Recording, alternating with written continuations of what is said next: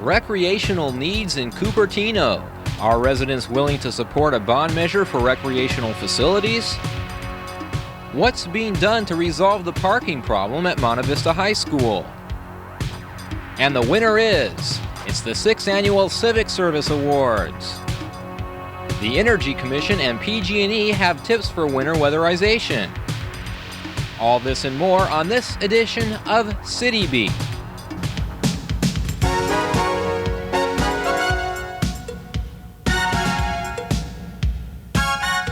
City Beat, a half-hour magazine show focusing on news and events from the city of Cupertino.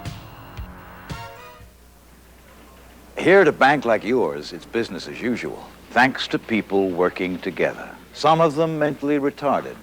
Last year, because of the on-the-job training project of the ARC, the Association for Retarded Citizens, 2,500 people like Nellie Oeda were hired for competitive employment across the country. People you can bank on. Help build the ARC.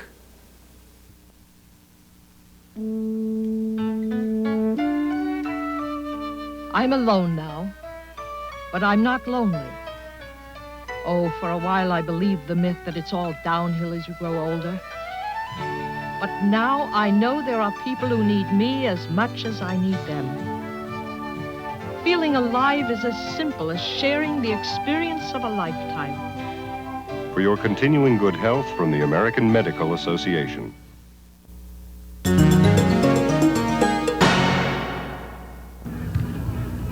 What is the most popular recreational activity in Cupertino?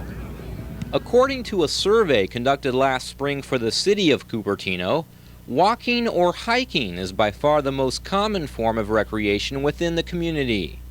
Of the more than 1,000 households sampled, 75% of the residents indicated walking as a common activity in which they regularly participate.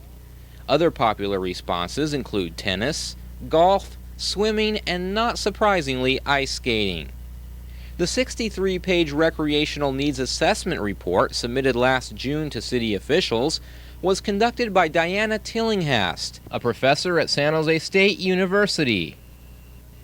The general purpose of the report was to determine the recreational needs of Cupertino residents and to determine the public support, if any, for the acquisition of future open space and recreational facilities. The last recreation survey that had been conducted by the city was back in 1975. So we had a 12-year period in which the information gathered from that survey was probably becoming somewhat invalid.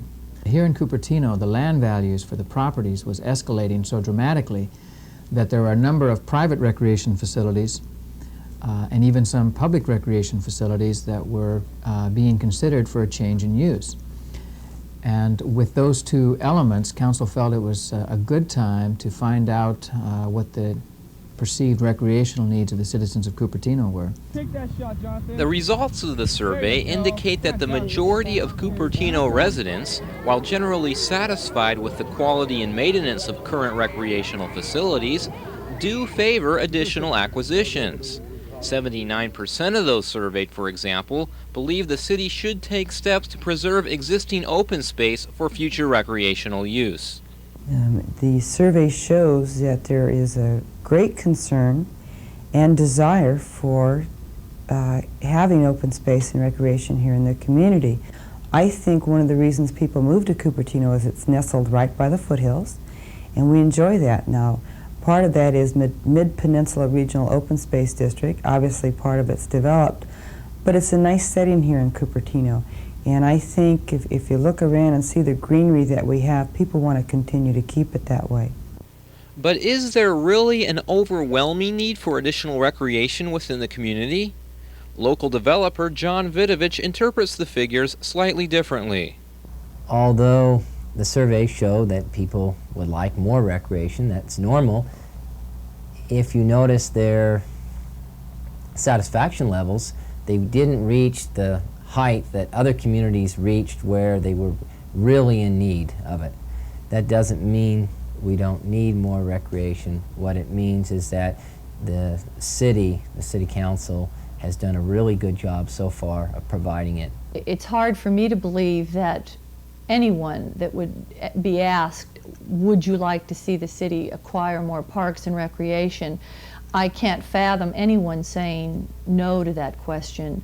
I think in the context of one issue, it's very easy to be definitive. We are not asked to make choices in a single issue survey. We are asked only to respond to one issue.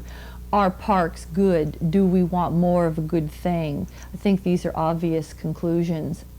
So the question remains, while the survey seems to indicate enthusiasm for recreation on the part of the community, are the residents willing to put their money where their mouth is?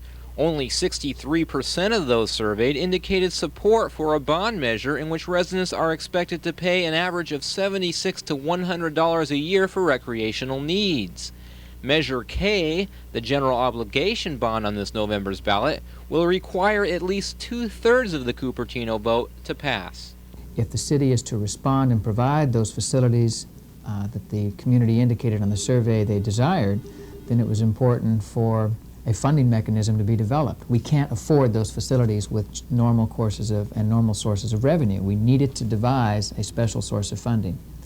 That's how Measure K came about. If you look at the budget and understand the budget, which is not all the easiest, it's not necessarily the easiest thing to do, it shows in there that there's $46 million in unprogrammed funds. That means we don't have that money.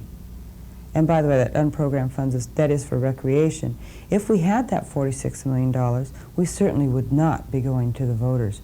And if voters approve Measure K this November, the city will be able to use $30 million in subsequent funds for the purchase of 4 major recreational areas. They include Blackberry Farm, Deep Cliffs Golf Course, the adjacent quarry, and De Anza Racquet Club. The public purchase of these lands ensures that they are preserved for recreational use only and not for the possibility of future private development. If you look at the 2 that are in the floodplain, the Deep Cliff Golf Course and Blackberry Farm, it is legally possible for those to be brought out of the floodplain and rezoned, and there would literally be hundreds of homes put in there. Think about it. And with the value of land in this valley, and particularly in this area, it would be economically feasible for a developer to do that. And with the cry in the community regarding the density of development here, I think the council is definitely on the right track. But is the $30 million bond measure a fair means of taxation for all residents? Because 2/3 of the people that live in Cupertino are paying pre-Proposition 13 taxes, they would be essentially, their tax, if Measure K passes, would be less than $100 a year. Of course, the other third of the taxpayer community would be paying something substantially larger, 4 or 5 times that amount. So in a community where recreation has taken such a high priority, are taxpayers willing to support a bond measure which ensures the preservation of existing recreational lands? Or is the price tag just too high? That question will be answered on November 8th. For City Beat, I'm Pete Coglanese. In a moment on City Beat, one citizen's request for fluoridated water, and Monta Vista residents and high school students go bumper to bumper. Stay tuned. I worked very hard. Let me tell you, I made a lot of sacrifices, trying to be as good as I could be. And I did not want to do anything that was going to short-circuit that. Drinking, drugs, it doesn't make sense. I knew that they were counter to what I was working for. It just doesn't make sense.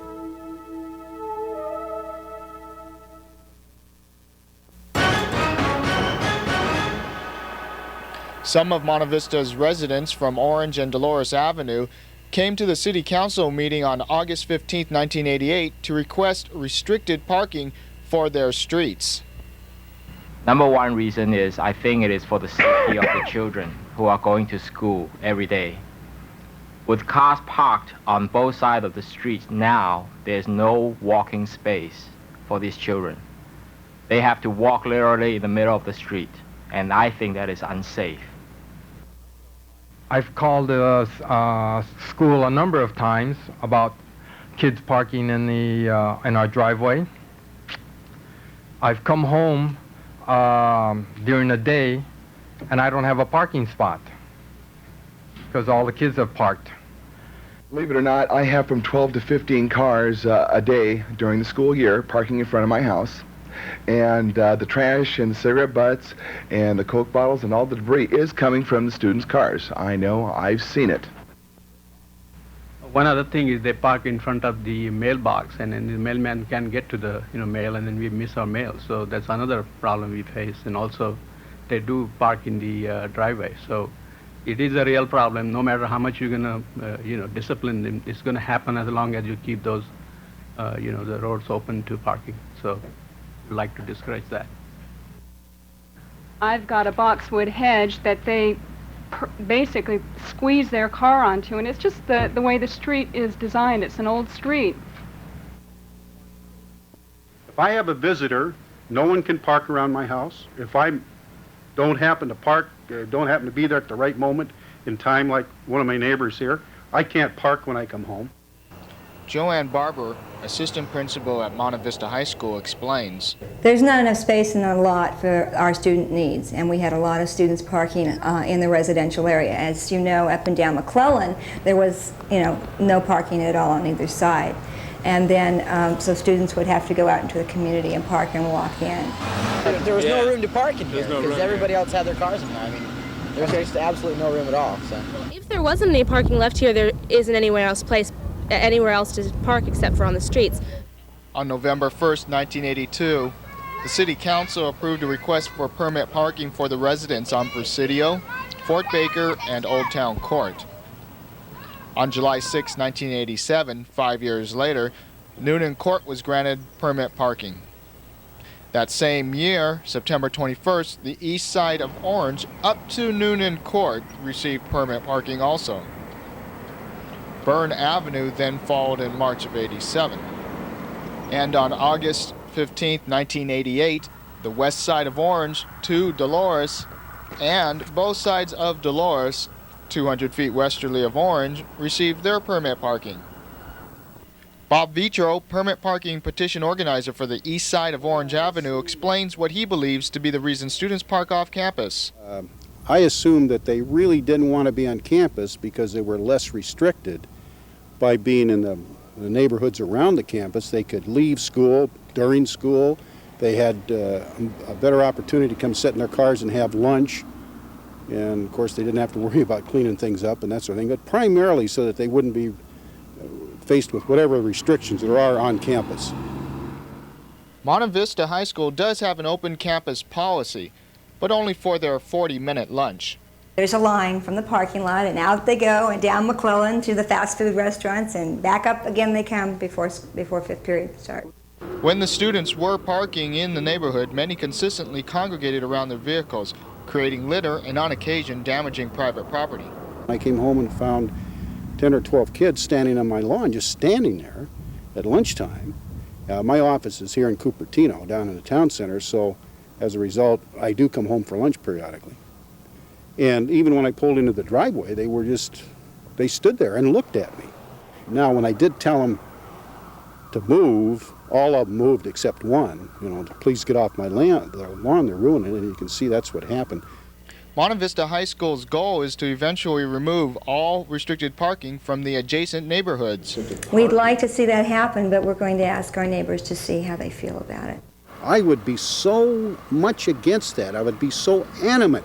And I would like the person or people at Monta Vista High School who are proposing that to come and visit me, and I will even rent them my house for a while and let them live with those conditions and see how they like it. With the restriping of the students' parking lot, increasing the capacity from 255 to 316 cars, the school is restricting parking to juniors and seniors only. We really feel that parking lot is a privilege right now. We don't have the funds to build a double-decker lot or anything that we would like to do. There's so many things that are, gee, I wish we had, and we know that we just don't have those funds. So right now we are regarding parking as a privilege for juniors and seniors. With the increased capacity of the student parking lot and the additional restricted parking in the residential areas, the response has been favorable.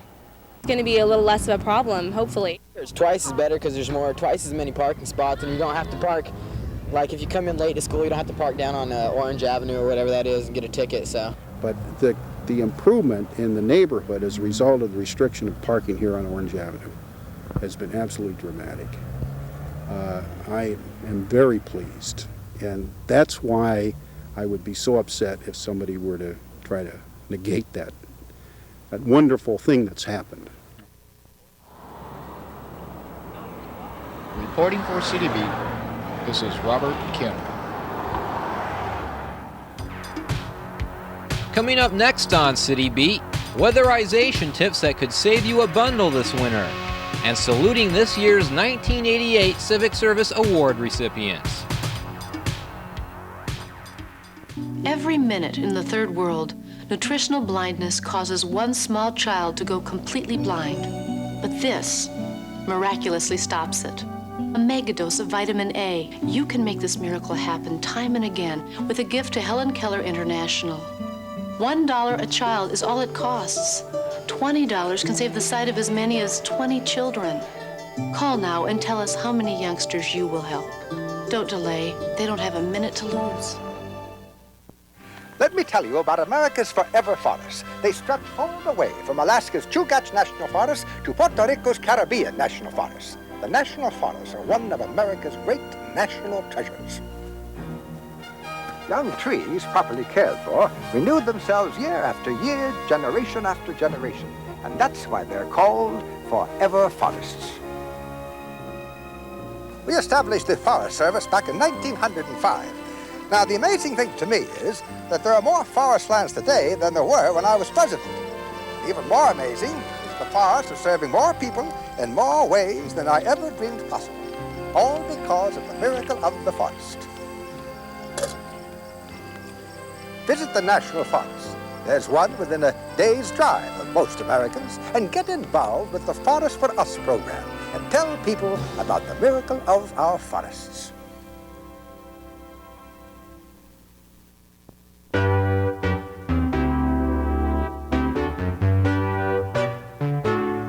I'm Tom Weber from the Cupertino Energy Commission. The Energy Commission, in conjunction with Municipal Channel 53, is sponsoring a series of programs on home weatherization. These programs are produced by PG&E and offer simple, easy tips for home weatherization. These tips are effective, and best of all, they can save you money.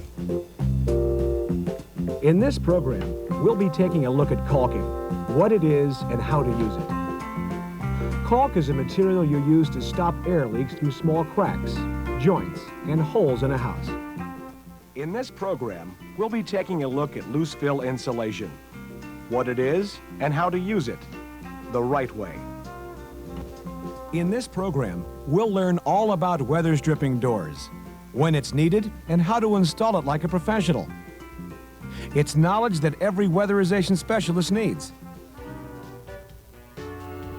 These special programs on home weatherization can be seen on Municipal Channel 53 throughout the months of November and December. Program times will vary, but they most likely can be seen at 5:50 p.m. in the afternoon or at 10 o'clock at night. These home weatherization shows are brought to you by the Cupertino Energy Commission and PG&E.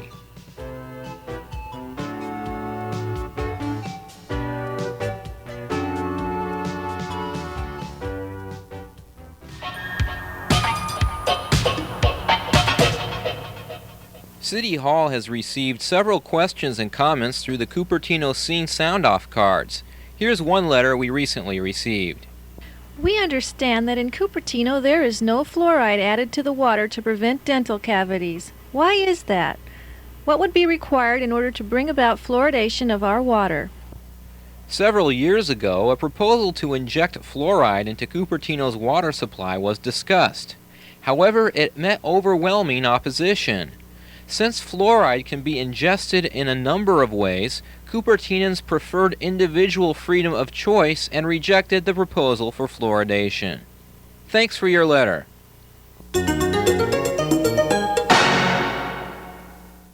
Question: what does this veterinarian, this lawyer, and this artist have in common? Give up? Here's another hint. They also have something in common with this teacher, this engineer, and this college student. Still thinking? Well, there's also this dentist, this public access TV coordinator, this housewife, and these two charming ladies. Yeah. I mention their diverse backgrounds only to prove a point. Each of these individuals has channeled his or her unique talents toward enriching the Cupertino community. How? You'll see in a moment. Meet the 1988 Civic Service Award recipients. For 6 years running, the City of Cupertino has honored people in the community who have made a positive difference. People like Mark Roth, a special education teacher at Cupertino High School.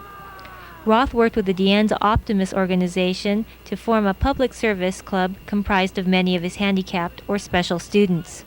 You know, you give a lot to the kids, as all teachers do, and sometimes the rewards are not immediate, but when they do come, they are really worth it. And so if you have to work a few months for a small gain and you see that small gain, no less any large gains you make, you go home with a smile on your face and you know that you've really helped somebody, and they've also helped you, because it's a symbiotic type of relationship. We really get off on each other and just have a good time, and it's a learning experience for everybody involved. We have started our own Octagon Club here, which is kind of like a small optimist club on campus, which gives the kids their own responsibilities of running a club. And it's worked out beautifully. The kids have really enjoyed it. They look forward to it, and we look forward to having a lot more activities within the community and being a lot more involved with the Optimist Club. I like to get into the meat of things and doing really hard community service sometimes too, serving at soup kitchens, whatever is really needed. I enjoy it a lot. Kristen Burke is the youngest of this year's 16 recipients, but is nevertheless a veteran when it comes to community service. This overachiever's accomplishments literally cover the gamut in volunteerism. I actually started when I was about 5 years old, and I was in a dance group, and we would go to the different senior citizen centers and do shows, and then afterwards talk to the grandmothers and grandfathers. That's what I like to call them. And I don't know, I guess that's when the bug bit me, and I've just been doing a lot ever since. I got involved in Interact at Cupertino High School, and that really got me involved. And also now I'm in JC's too, and that gets me very involved. The rewards are great. The material awards, I know you can get scholarships for them or awards, recognition, but that's not what I'm in it for. I'm in it because I want to be a better person.